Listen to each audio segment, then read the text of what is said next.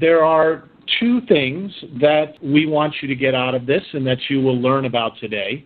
The first is specific activities that families can use at home to promote school readiness with their English learner students. They're young, pre-K to K, maybe grades 1 and 2 as well, in ways that can help get them ready for school, promoting their L1 or their home language, as well as L2 or English at home. And that will be the first part. And the second part will be ways for schools and families to overcome various barriers that often exist for successful homeschool partnerships.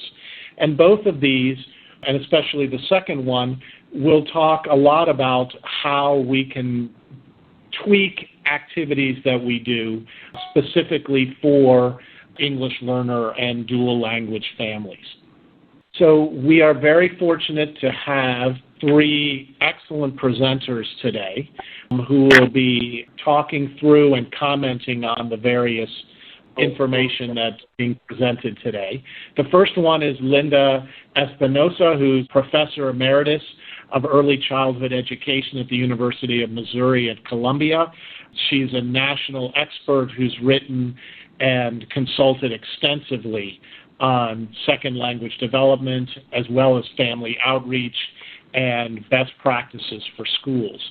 Melanie Packham and Maria Paredes are both colleagues of mine at WestEd. They work in the Comprehensive School Assistance Program, but more specifically, they work in the Academic Parents Teacher Teens Program, APPT, which works very closely or primarily with building these parents-teacher school bonds. And recently, for example, there's a White House initiative on education excellence for Hispanics, and they've honored the APPT program here at WestEd, which is led by Maria Paredes, as a, quote, bright spot in Hispanic education. And Melanie Peckham is a facilitator in this program. And as you'll see throughout, they have excellent insights and a lot of experience. So as we move along, I wanted to just do a couple reminders. Please type in as many questions and comments as you have in the chat area. That's how we'll communicate. That's how we can get your feedback. And two of my colleagues here, Elizabeth Burr and Min Chen, will be monitoring the chat to bring any questions or comments you have up to the presenters. Also know that we are going to have a number of resources at the end. So lots of the things we talk about, there will be links at the end of each section of the presentation. Additionally, we're going to use two terms, English learner and dual language learner, interchangeably. English learner is often used more often in the K-12 situation, and dual language learner is often used more in the pre-K area of education, and there are some slight differences in emphasis. However, for this webinar, we're going to use them interchangeably. And also, most people I expect to know this, but just to be sure, when we refer to L1, we're referring to a student's home language or native language, and L2, we're referring to their learning of English as a second language. So sometimes we'll use home language, sometimes we'll use native language, sometimes we'll use L1, and sometimes we'll use L2 and other times English. There are going to be two main segments today. The first one is going to focus on how families can help students and young ELs in particular be ready for school, and the second part will be about family engagement and how we can structure homeschool interactions to overcome common barriers and support students' success, with a special emphasis on families with English learners. Each section is going to have basically three parts: an Understand It section, where we will do a brief review of topics from the first webinar. Then we will have some basic tips for people to think about as we describe the various activities. And then we will have 2 to 3 activities that exemplify possible things that you could do and that the presenters have actually done successfully, some for school readiness and some for overcoming barriers to effective homeschool partnerships. We will talk through exemplar activities, and at the end there will be resources about those specific activities and many more that you can use yourself as well as with parents directly. So the first one that we want to talk about then is working with families for school readiness, and I will turn this over to Linda Espinosa, who will describe the basic understandings involved in this. Well, hello to everybody, and thank you for joining us. What I'm going to talk about first is sort of the basis for active engagement of families, all families, including linguistically diverse families. And as many of you know, it has been a cornerstone of early childhood education for decades. It was a requirement in Head Start since Head Start's inception in 1965. And in most state pre-K programs now, it is also a requirement. So I think we've known through our basic educational principles for a long time that it's an effective way to support children's learning, particularly when they're young. However, we now also know an awful lot more through recent rigorous research exactly what types of parent engagement strategies are effective and exactly what types of outcomes with children we can expect to impact through our parent engagement activities. So effective family engagement is linked to improved child outcomes. We know this now in literacy, cognitive, language, math, and social emotional skills. There's research that supports the long-term improvements in academic outcomes. And particularly with children from linguistically diverse families, we know that the families are critical to the cultural and language preservation. Sometimes we describe it as families holding the keys to the cultural and linguistic knowledge that is so important to children's long-term dual development and life success. I think what's particularly relevant for this webinar is the very recent research that helps us understand what are those effective strategies for engaging diverse families, and specifically what are the practices that families and schools can use together that promote school readiness for young dual language learners. So we have a lot of recent information that can help guide our practices around exactly how we engage families and how this will benefit children. The first concept there is school readiness. So what do we mean by school readiness for all children? And I think probably everybody on this webinar knows that all states have a set of early learning and development standards or guidelines. People call them different things. But they basically outline what is it that children are expected to know at 3 years, at 4 years, and then at kindergarten entry age, along all the developmental domains. So in language skills, in early literacy skills, in mathematical knowledge, social emotional dispositions to learn, etc.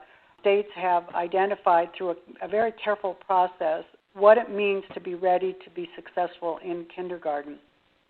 For instance, in mathematics, most states have expectations that at kindergarten entry children will be able to sort and classify, so that they will be able to use attributes of objects like size, shape, color, and sort different objects into piles that match that particular attribute, or count to 20, or speak so others can understand them, find patterns in shapes, etc. So these are basic competencies that states would look for and programs would look for as children enter kindergarten, all children. The new dimension of school readiness, or the dimension that often isn't given as much attention, is what does this mean for children who are dual language learners, who have a language other than English that is their primary or dominant language. What we know now, and it's very compelling research, is that a strong foundation in the child's first or home language is essential for school readiness and long-term academic success. And I think if we understand that principle really well and communicate it to families about their role in preserving and developing and maintaining and supporting that first language, then that process of acquiring English is going to be so much easier for this child and other aspects of the child's development will not be compromised because they won't be threatened with loss of that first language. The other thing I think we know definitively right now is that when dual language learners enter kindergarten, they also need to have some English language skills. And these English language skills can be taught and learned in a pre-K setting, in an early childhood setting, in an additive way, so that in addition to supporting home language, which we do with the families, we can add English to that. And that will improve that child's long-term success of academic achievement in English. So those things that I mentioned earlier, the basic concepts of math, language literacy, children can know those in any language. And states need to actually consider how they will acknowledge and assess and document what children know in any language. I think we're moving to that position as a country, and it does present us with some assessment challenges, but children know many, many things, even though they may not know them in English. And the other aspect of school readiness, of course, for dual language learners, which we found out, is that typically they have strong social emotional skills, and the positive dispositions or orientations toward peers and adults are important for their ability to interact and attend to and learn the content that's necessary to be successful in kindergarten. Okay, so supporting school readiness for young DLLs, dual language learners. These points really address the need to develop strong, positive, reciprocal relationships. So in order to have these strong relationships with families that are not fluent in English, what have we learned? Historically, it has been more difficult and more challenging to effectively engage and sustain families with school events when they're not fluent in English. And some of the things that we know that will improve that ability to successfully engage and work collaboratively with diverse families is that first point around families feeling respected and supported. In many, many studies, families that don't speak English report that they feel unwelcome in schools, and they consider it to be occasionally a cultural barrier, but very, very frequently a language barrier, that when people don't understand them, we need to add additional strategies so that that language and that culture and these families who may be recent refugees or immigrants, that they do feel welcome and they feel respected for what they bring into that reciprocal relationship. And in order to do that, one of the practices that we have employed that has fostered this mutual respect is to take the time at the beginning of the year, very early on, and get to know your families and your children. And we'll talk about some more specific activities about how you can accomplish that. But this idea of a personal connection with families is extremely important in many cultures. And then once we know about the family's talents, the family's aspirations, then we can build upon those in developing these successful engagement and interactive activities with families, and then also build upon them in our classroom settings with our methods for teaching young dual language learners. Thank you, Linda. I'm going to move us on to the first specific activity, the All About Me books. So, Linda, can you give us an overview of this first activity? Sure, and this is something which we've described as All About Me books. It's also been documented through some pretty rigorous research and called Early Authors Program. But what it is, it's a fairly traditional activity that's built upon to both support early language and literacy skills, as well as foster communication and collaboration between the school and the home. So the basis of the activity is really where the teachers in the classroom setting would ask the children to describe something about their family, something about their history, something about their community, something that's meaningful and important to them. And young children can tell you all kinds of things, who had a birthday last weekend, or where their uncle or aunt live, or somebody down the street maybe has an important connection to their family. So they start to reveal and describe aspects of their home background that we can then record it and send it home to families to build upon. I've seen it very successfully done around structure, the structures that families live in, the structures that exist in a community, and it evolved into a whole building project where the families assisted with designing, constructing different types of structures, and then came in and read the booklets that the children had developed, and also shared in the classroom presentation of the books and the constructions themselves. So these things are really, can take a variety of forms, but basically it's this very intentional, systematic, and well-developed process of finding out about families and children and what's important, and using that in that classroom setting to expand literacy and conceptual knowledge and a whole variety of early academic skills. And like I said, a specific approach has been researched pretty extensively, and we have a link on the resource page, the Early Authors Program. But I think it's fairly straightforward, and all teachers in all settings can do this, and I think it can be a wonderful start to some of this collaborative family engagement. So, Linda, when I look at this is often an activity, as you said, that many pre-K and kindergarten teachers will do. How would you do this differently, or how do teachers do this differently with DL or EL students? How do they tweak this for that community? Right, and that's an excellent question. And the report that is on the link, those projects were done with monolingual Spanish-speaking families. So the twist for children and families who are dominant in a language other than English is that you would encourage them and support them in their efforts to describe, and you would take dictation in that home language. And parents would be encouraged to build upon it in the home language.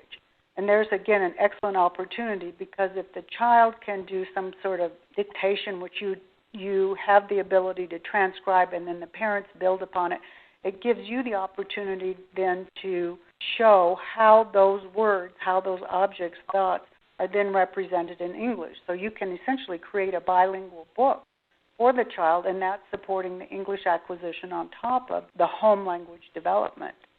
Thank you. Melanie, I know that you've done sort of versions of this, including, I think, what I remember as something like a fashion show vest or something along that line. Can you talk a little bit about ways teachers might extend this activity in other directions? Absolutely. There's an activity which is an all about me vest, and as Linda was speaking about earlier, it's really important that we're building on the L1 and we are valuing the cultural competency that the families are bringing to the table.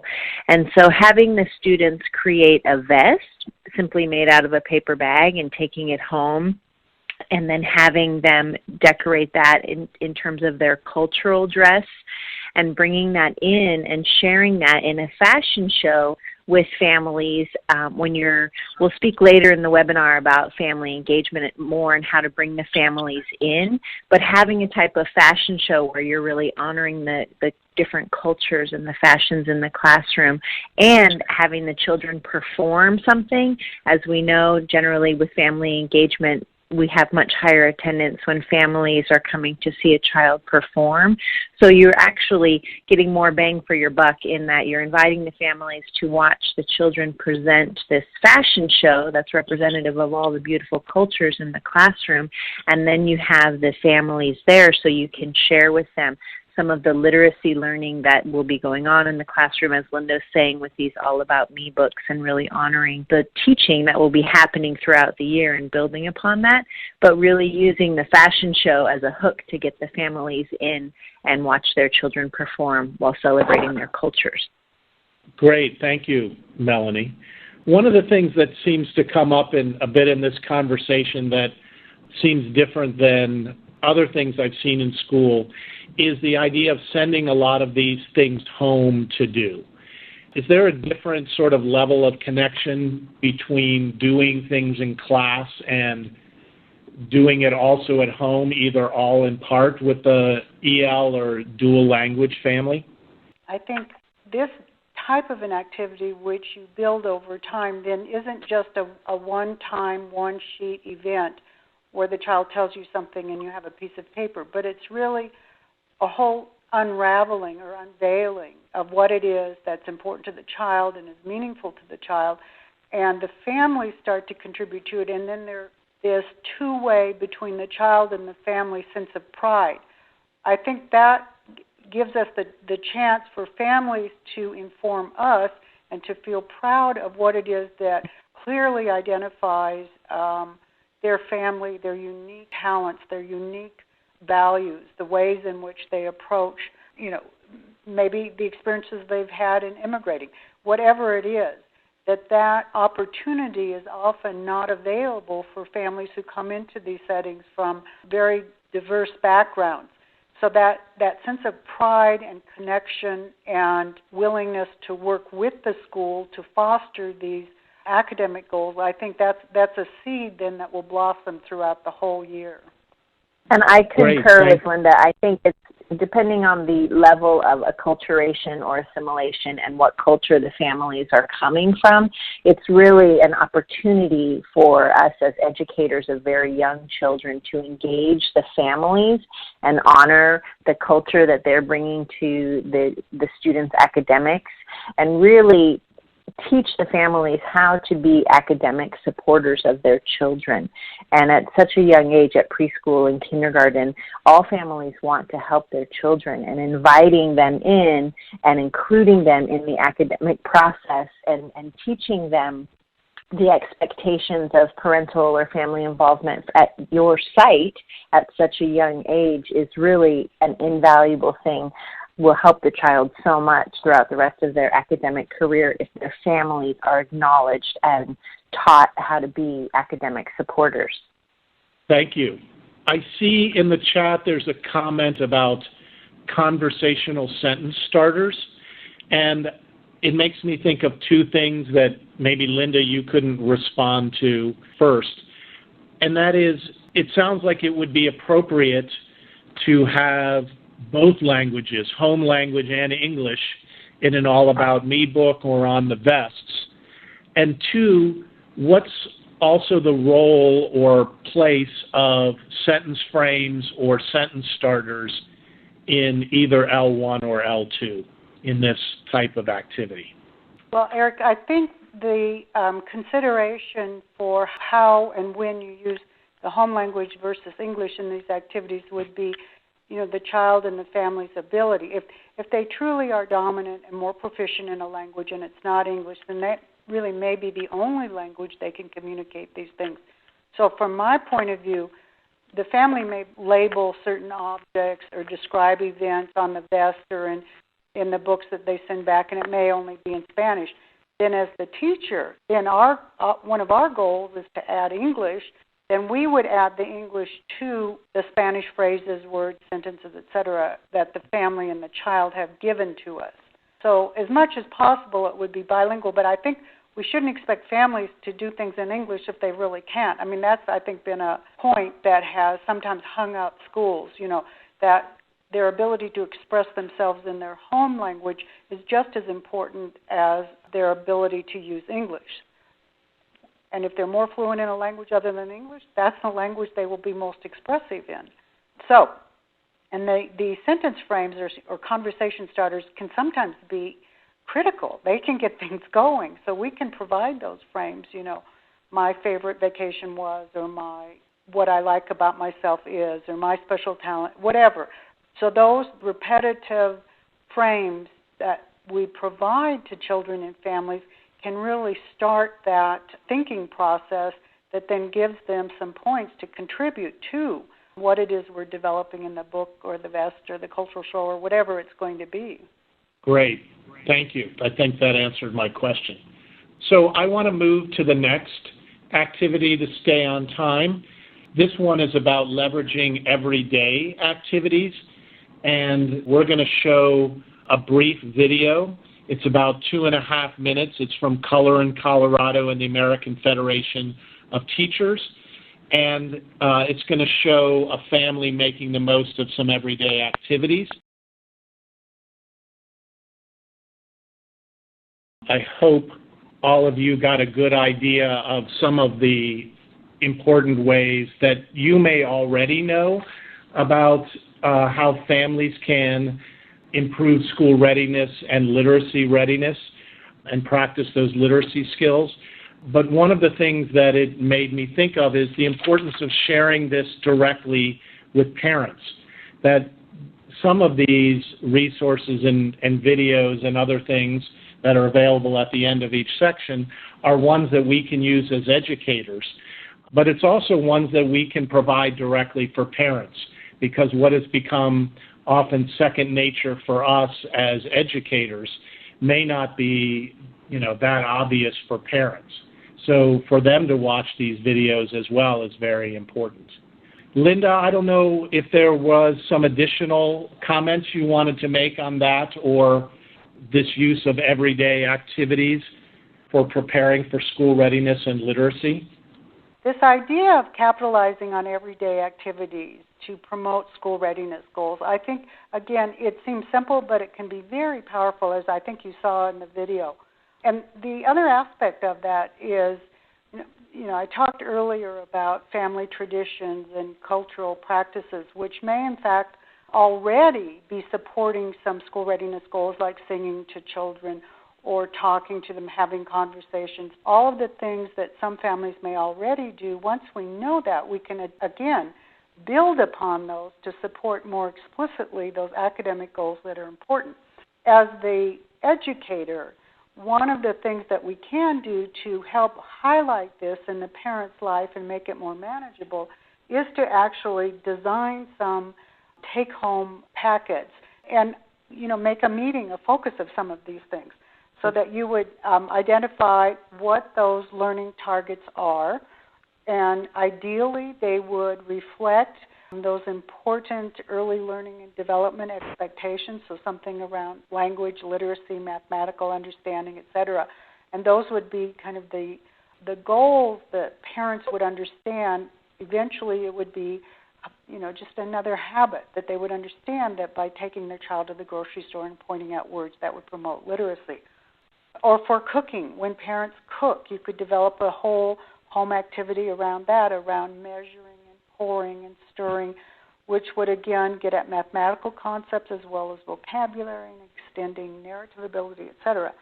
The one that I think every mother does all the time is laundry, and that can be a real opportunity for parents and family members to help children sort and classify by shape, the big towels, the small washcloths. By color, you could divide it out. You could also match socks, so they're finding pairs. You could have them match or identify patterns in different socks as they're matching them. And these things are very simple and natural, and hopefully will be enjoyable for both the children and the family. So, and develop instructions and materials. And again, once you think this through, and I'm sure you'll all be very creative in this, those activities can take on a whole variety of forms.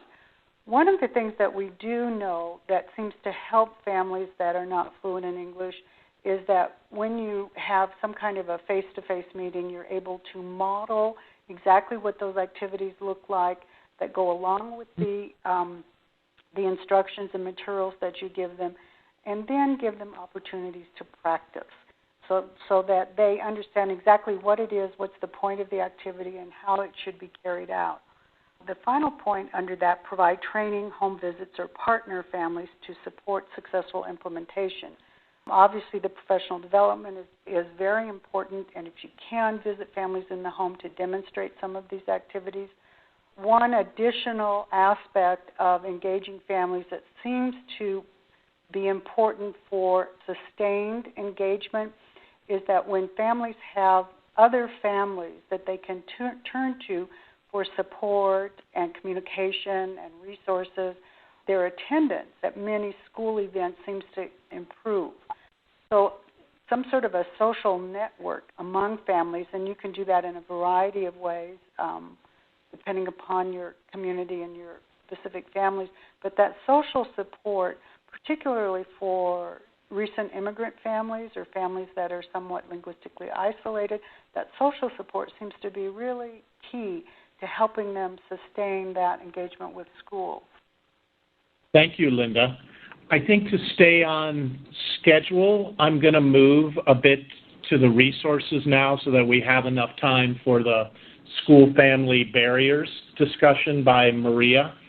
So, yeah, that was very helpful. And I want to just do a quick walk through some of the slides about the resources. We have a number of resources that are here. These are all downloadable, or you could Google them. And again, I just wanted to remind people as sort of getting the sense that, few of these, can just be sort of plug and played, that all of them are adapted or should be used best when they're adapted for the various contexts that you are, the school level, the community that you're working with.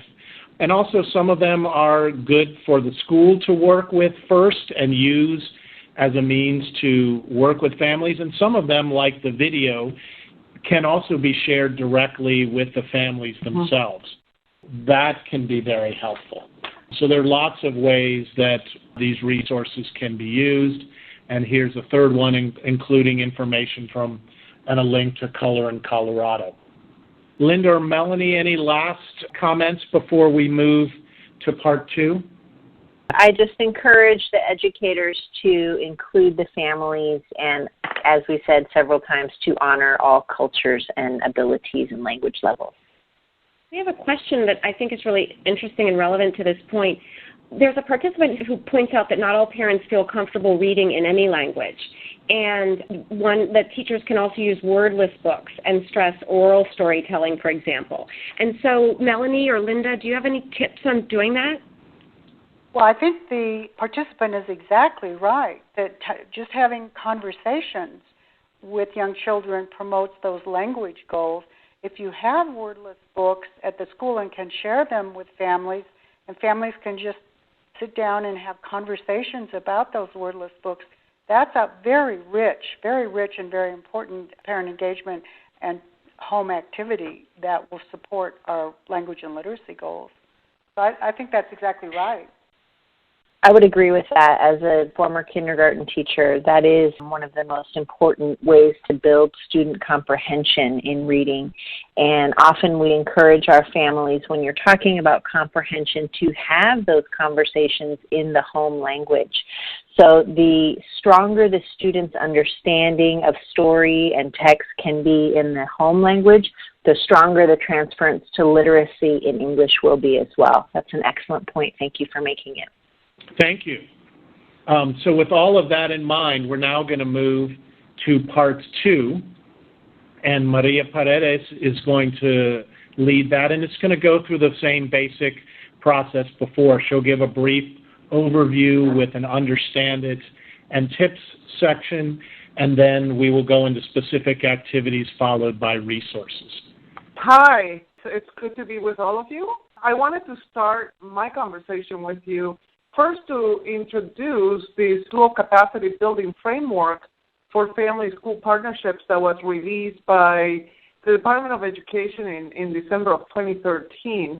What's great about this document is that it really provides schools and school districts and early learning centers an opportunity to learn what we have learned from research in the last 15, 20 years and sort of have captured this into this guide of how to create effective family-school partnerships. And I think of this resource as a great option for maybe having a capacity-building workshop with your staff and really reading this and discussing this and learning what family engagement is and how we can overcome some of the barriers that sometimes get in the way of getting schools and families working together. We encounter challenges with building effective family-school partnerships, and I'm just quickly going to go over this so that we can get into how to overcome them. But language is often a challenge. Families sometimes feel overwhelmed or lost because they are not necessarily fluent in L2, and we need to really create opportunity for families to participate in their own language and provide, if possible, translation services. Also, a culture. Not all countries have the same sort of expectations of family engagement that we do in the United States, and so it's really important to be clear with families as to what role we expect as educators for them to play in supporting their child's learning and achievement. It's really important that we give them a definition, that we show them how we expect them to work with their children at home and how much we honor their culture and how much richness that adds to the classroom. Another important aspect that sometimes prevents from us developing some good partnerships is we don't necessarily provide teachers and administrators with professional development or classes that really address effective family and community engagement. And so it's really important that we offer opportunities for professional development in our centers or in our schools on an ongoing basis. It's really important that we develop this aspect of school programming so that everyone has very specific goals and objectives that we meet with capacity building for all staff. And another part is organizing for effective family and community engagement. Sometimes what happens is that we have so many types of activities that we offer families that, it becomes overwhelming, and families are not exactly sure how to prioritize or which activities deserve their presence at school and how to navigate all the invitations that come to them in the form of texts and flyers and different types of, now we have Remind, and many other ways of inviting families. So they get overwhelmed by not really knowing what to pick, and this is sometimes difficult with so many things that they are juggling in their own personal lives. Many children and many responsibilities and sometimes more than one job. So it's really important that we think of ways of really organizing engagement for families. One of the first things that I wanted to discuss with you on activity, I think it is really important that we set a standard from the very beginning of the year. So I'm going to share some things that we can do from the very beginning of the year to set the tone of how we expect to partner with families, how we're going to spend the year together. So it's really important that we provide families either an open house or a meet the teacher type of meeting, either before school starts or as soon as school starts. And we want to give families a list of all the most important concepts that their children will be learning during that year. We want families to be very clear as to what these learning targets are and explain to them what those are. It's also very important. We want to provide families with a list of events and activities that we want families to attend, and so that families and teachers have the opportunity to plan together, to collaborate, and to meet other families. And then also during this beginning meeting, we also want to communicate with families how important it is that children get the opportunity to learn at home and at school, and that parents and teachers are working together to support that learning. So it's really important that there are those understanding from the very beginning, that families know what children are expected to learn, what they will be learning in the classroom, and what is expected to be supported at home, that families get from the very beginning an organized list of events which they're expected to attend and how important those are. So this is an example of what one of these calendars may look like. So this is what a school can share, a teacher can share during a meet the teacher or open house, and really go through this with families so they know, first of all, in what order children will be learning the skills and opportunities for families to come and participate, and also that there are options, that these activities that are learning activities are also paired with social events and opportunities for volunteering. So with this type of upfront type of calendar, the families really can put this on the refrigerator and have this proactive look at the whole year and plan their family lives around attending one event a month, or sometimes it would be every other month. But this really organizes the school. It organizes teachers to be able to plan in advance, to collaborate, to invite families to be a part of these meetings, and to perhaps invite families to be presenters, and to, going back to what Linda Espinosa was, the activity that she was providing initially, maybe this is a great opportunity for having families present with their child or act out with their child that All About Me book and share with the rest of the families. All of this with the idea that we create community and that we organize from the very beginning how the school and the family expect to spend a year together. So that is an example. This really moves us from having family engagement be kind of spontaneous to a more year-long plan that really addresses for parents what children are going to be learning. Parents can expect to be modeled to and given examples of activities that they can do at home with their children. They will be given opportunities for practicing these activities and then taking maybe practice materials home to make sure that we, again, eliminate any barriers to families participating and being on part of this academic support for their children.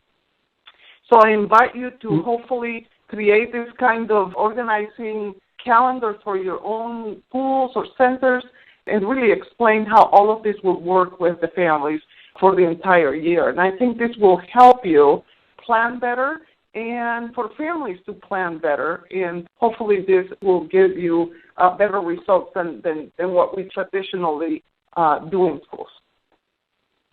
Maria, let me ask you a couple questions on this, on some things that I noticed. If you could comment a little on how it relates specifically to ELs and DLLs. Mm-hmm. One, I noticed just how much more explicit this calendar is than the one I received from my own daughter's school. You know, the listing of dates and standards or activities that are going on. And I also noticed that there are multiple meeting times under each sort of activity. Can you comment a little bit on the importance of those two things? Yeah, I think that, for example, the fact that there are multiple days and times for the meetings, we really want to make sure that we give every family, regardless of their work calendar and their other responsibilities, an opportunity to participate. And this providing the same meeting several times allows families to really plan ahead and attend the time that best fits their timeline and their home life. So the other thing is, that, as you mentioned, is that you're bringing together different aspects. You're bringing together the academic sharing that's going to be happening, what parents are going to learn, what teachers are going to learn from parents, what everyone's going to learn together. But there is also an opportunity to socialize and to do some of this, I think, is team building through an activity that follows the academic activity, so that in one visit, parents can experience the academic sharing of parents and teachers and the modeling that they will receive and the activities to take home, but also have the opportunity to get to know other parents and really the opportunity to build team in the classroom. And I think that last point builds on the next two activities that are here. So I'm going to move to the next one, which is effective outreach. And if you could talk a little bit about how to get more parents there and coming more often. So this is one of the areas that I think is difficult for a lot of schools and teachers is how do we get a really good turnout when we have planned and have worked really hard to have an activity for families? How do we make sure that we have a really good turnout? How do we do effective outreach? And what we have learned is that personal invitations probably have the most positive effect Personal invitations can come from the teacher, and these are like in person, either a phone call or speaking to a parent in the parking lot when they're picking up their child. It also can come from the child themselves, so the child inviting the parent personally. This is different from, for example, comparing it to a flyer or something that goes home on paper or something that is posted on the website or something that is third-hand. So we want to make sure that parents get direct invitations for teachers so that parents understand how much this means to them and how much their presence at the meeting is necessary for working together. You want to make sure that the parents know ahead of time that there will be interpretation or translation available so that they can feel comfortable in the meeting. Sometimes there is a need to provide transportation. And the children, this is a meeting where you want parents to get to know each other and share and build community. Children should have the opportunity to be doing activities in a different classroom so that parents have the ability to not be concerned of where to leave their children, because very often that is a clear obstacle for families.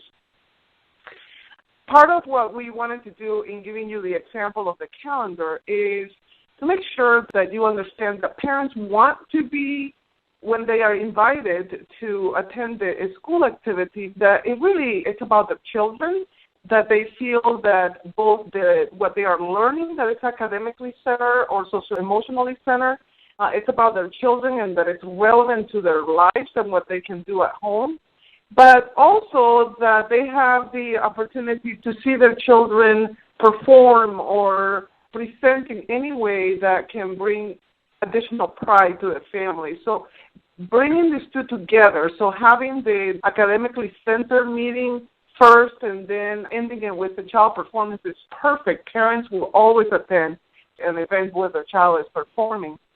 And again, being efficient. This is also really important. Less activities during the month are better. And if you can pair the activities that include presentations by the child, socializing between families and teachers, and then learning about supporting student learning in the home and how that can be done. If you can bring those together, it really feels like the family comes and they feel that there is efficiency, that they have received what they need from the school. And in turn, the teachers will also feel like they have to do less and that what they are doing addresses the needs of the children, the families, and the teachers. Great. Thank you, Maria. That's very helpful, looking at that big picture of outreach. I want to then follow that up, which I think moves to the next level, and that is, what are some team building or other activities that you could actually do with parents, between parents and staff or teachers? And so as we move to the third activity, Melanie, can you walk us through the idea behind this M&M activity and some of how it would work?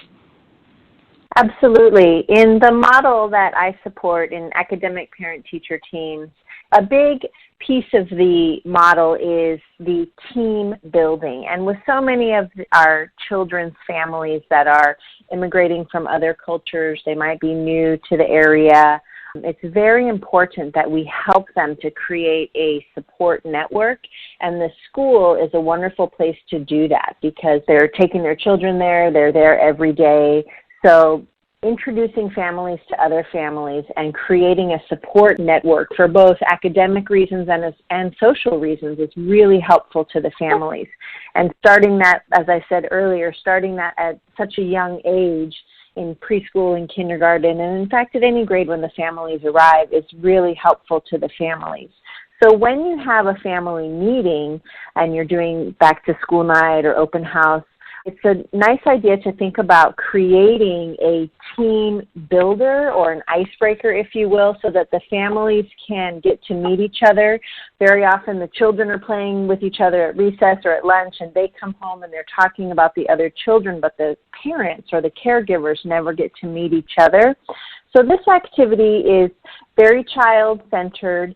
It's a way to get families talking about some commonalities that they might have with their children, some successes or some challenges, some sources of pride, if you will.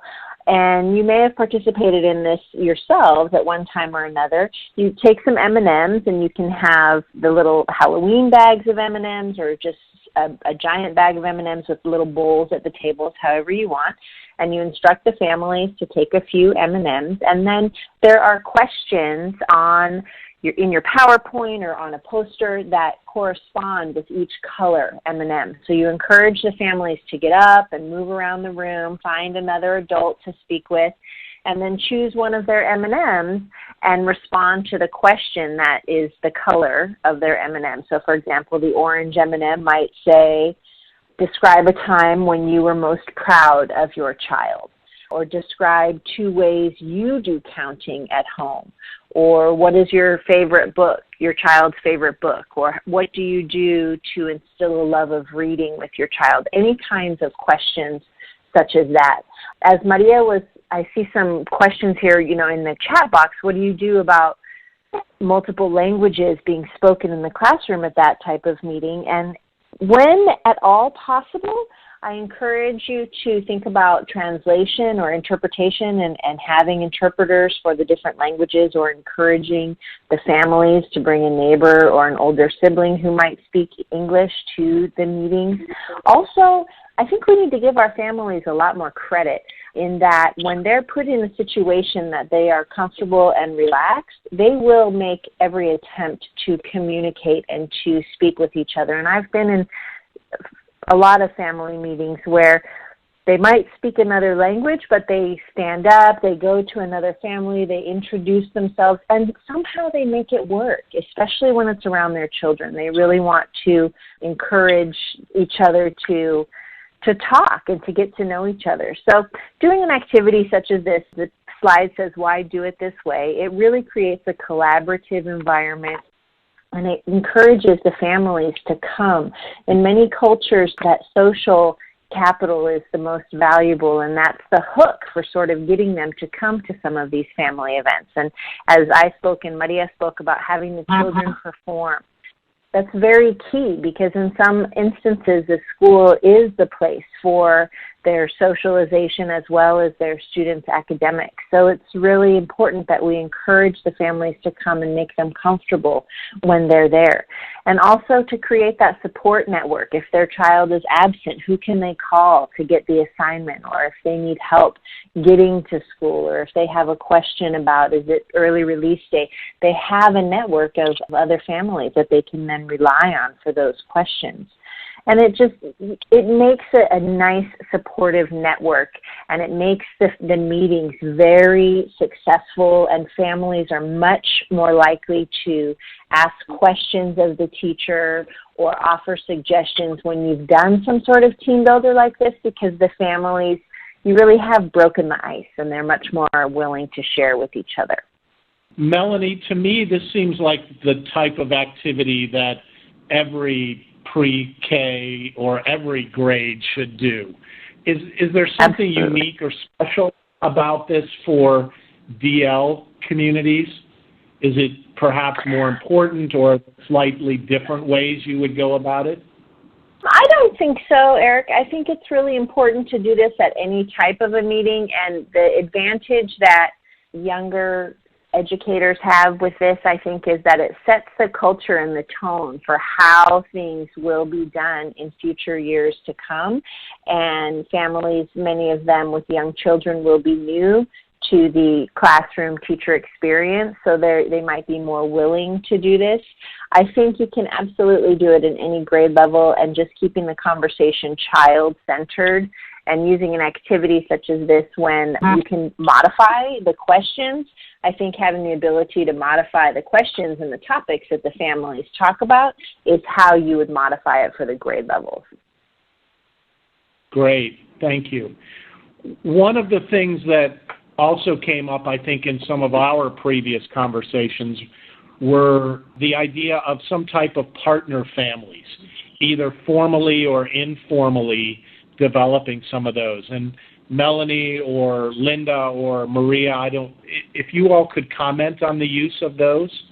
Linda, do you want to start about the partner families? I feel like this activity is a great way to introduce the families and become partner families and create those partnerships. Linda, would you like to follow up maybe with some more of your background on those family situations?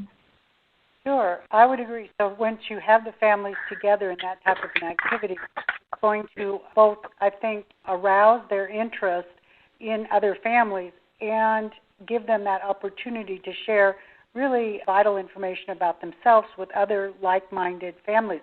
So as you suggested, it would be important for families to be paired with other similar families, obviously, ideally, who speak the same language that they do. But then, depending upon, I think, the parents' openness to having some sort of a telephone tree so that parents can call each other. And they can do this outside of school time. So you don't need to monitor every single time parents communicate with each other.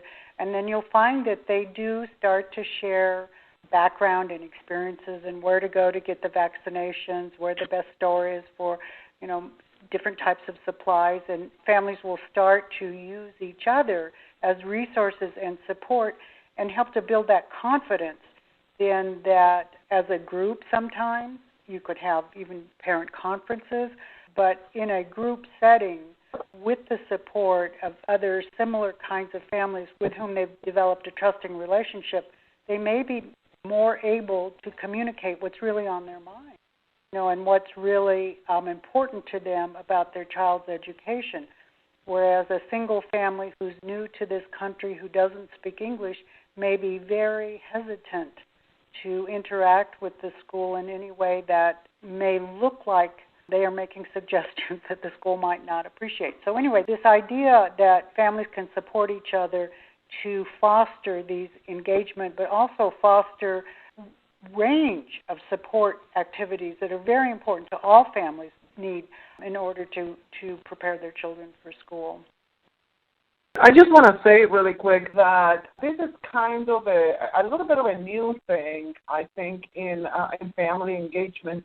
This idea that we really send a strong message with all families in our classrooms that we are in this together, that we have common goals about student learning, that we can all support each other, that we are there for each other, that some of us have strengths in one area and some of us have strengths in other areas, and when we put those strengths together, we become stronger as a classroom team, that it is all of our responsibility to make sure that every child in the classroom has support from other families and support from one another, and that success is reached together. And so I think the shift from really treating families as only as individuals and bring it into a whole new dimension, which is a classroom team, a strong team that is there to support each other. So that's a really important shift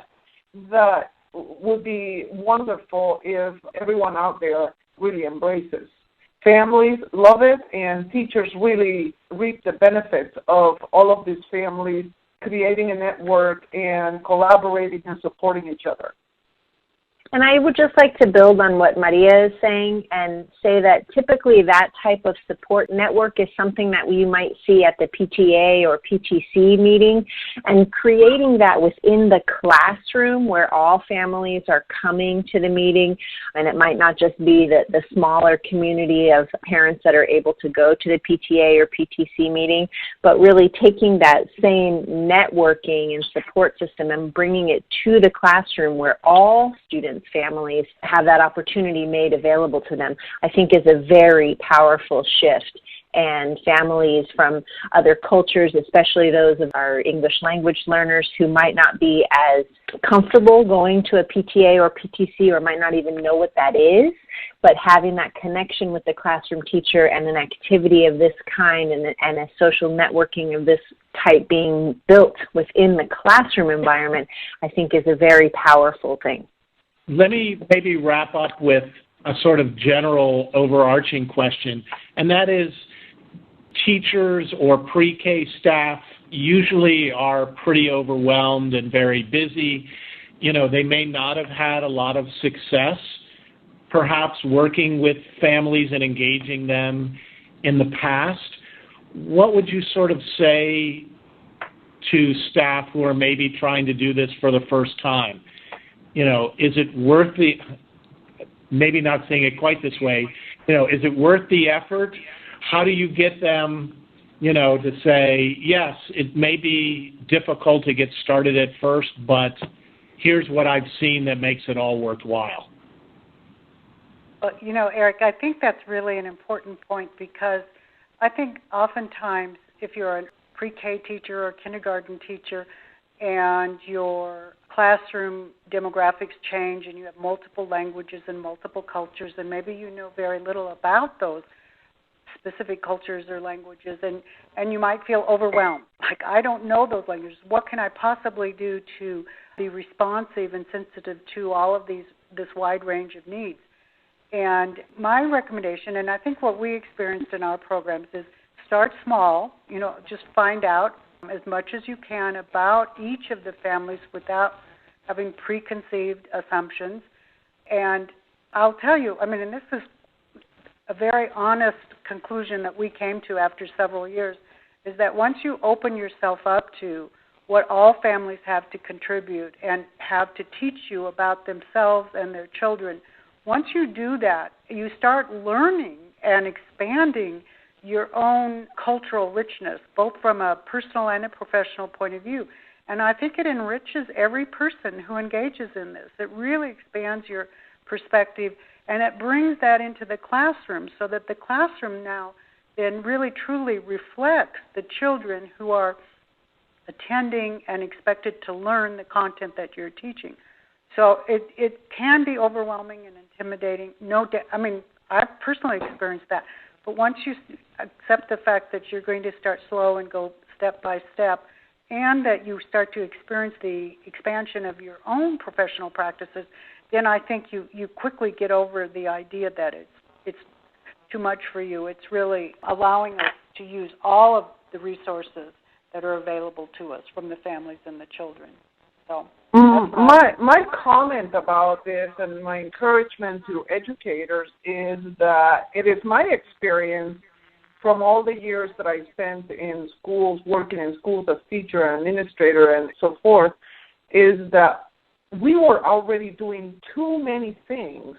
It just happened that many of those things, activities and events, they were very random in nature, and so we weren't just doing 8 a year or 9 a year. We were doing over 20 different events and efforts in 1 year. What we are proposing is that you really take a good look at how you organize, so that instead of doing too many, you do less, but you do, these are just so focused and so intentionally designed to really meet the needs of the child, address the learning concepts that are really important in each step of the year, the milestones, and share those with families.